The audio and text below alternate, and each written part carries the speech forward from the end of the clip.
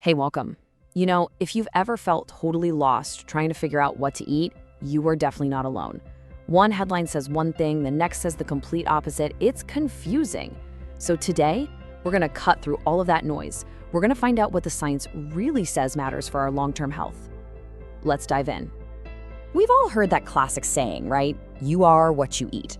And it's kinda true, but not because of the one burger or the one salad you had for lunch today.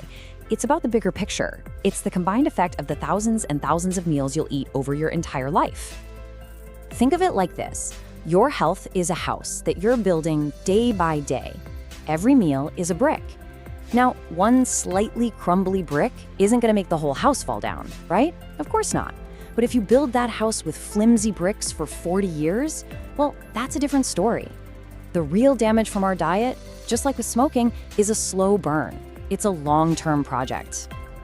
So if it's that simple, why is there so much confusion out there? Well, a big reason is that we humans are absolutely wired for stories. We love a good, dramatic anecdote.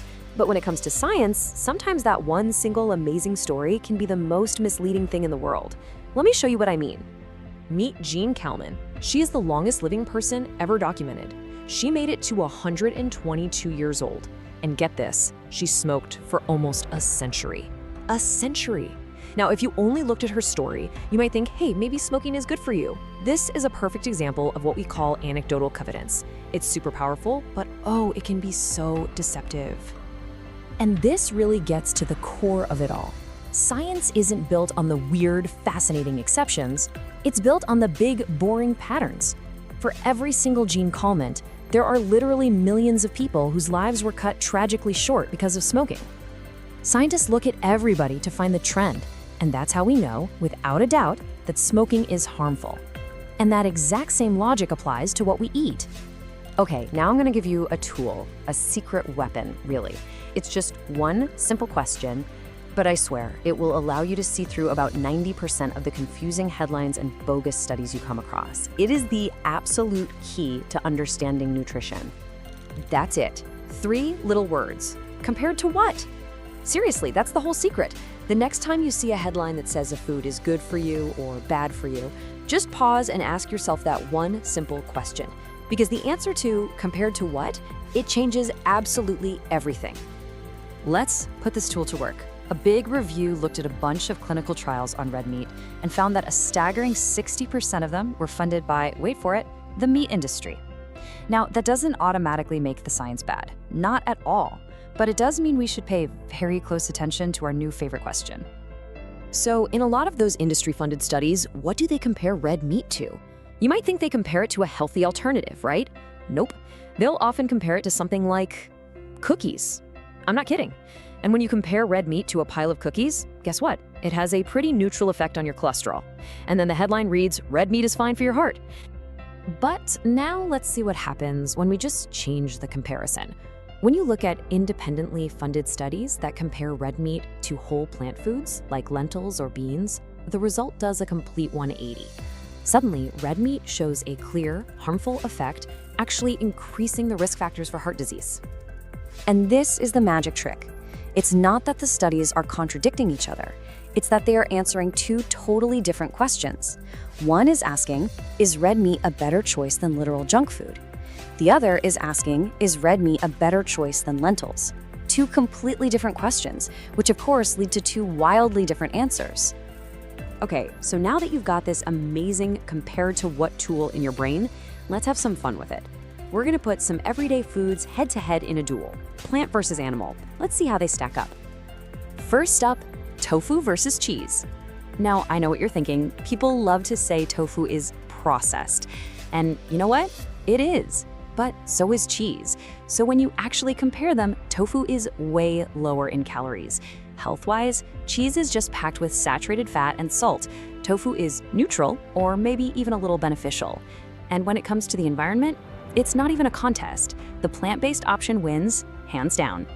All right, next duel, lentils versus eggs. Again, let's look at the stats. Lentils are lower in calories and they are full of fiber, which is fantastic for making you feel full and for your gut health.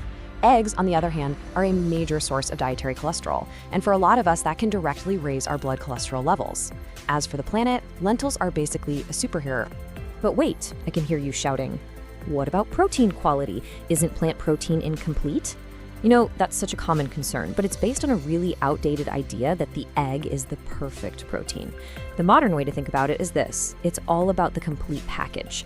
Think of amino acids like puzzle pieces. No single plant food has all the pieces, but if you eat a variety of them, beans, grains, nuts, over the course of a day, your body is totally smart enough to grab all the pieces it needs and build the complete puzzle.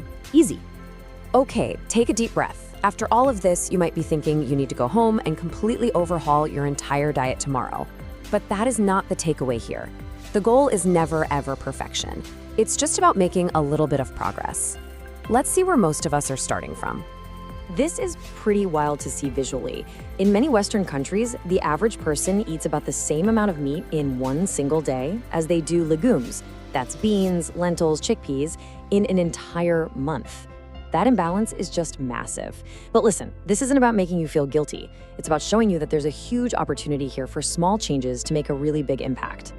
And what about supplements? It's actually way simpler than you might think. If you decide to eat 100% plant-based, the only nutrient you really can't get reliably is vitamin B12. But here's the cool part. B12 isn't made by animals anyway. It's made by microbes in the soil. And since our modern farm animals aren't out there grazing on dirt, they're given, you guessed it, B12 supplements in their feed. So by taking a B12 pill, you're really just cutting out the middleman. So where can you start with all this?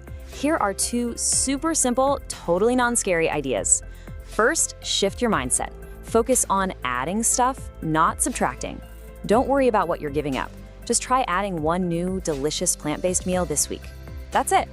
Second, try a simple snack swap. Instead of reaching for chips, maybe try some hummus and carrots or a handful of almonds. Small things like that are what actually build habits that last. At the end of the day, this isn't about some all-or-nothing black and white diet. It's just about being a little more informed so you can take small steps in a direction that feels good for you. So the only real question left is the one you get to answer for yourself. What will your first small change be? Thanks for tuning in.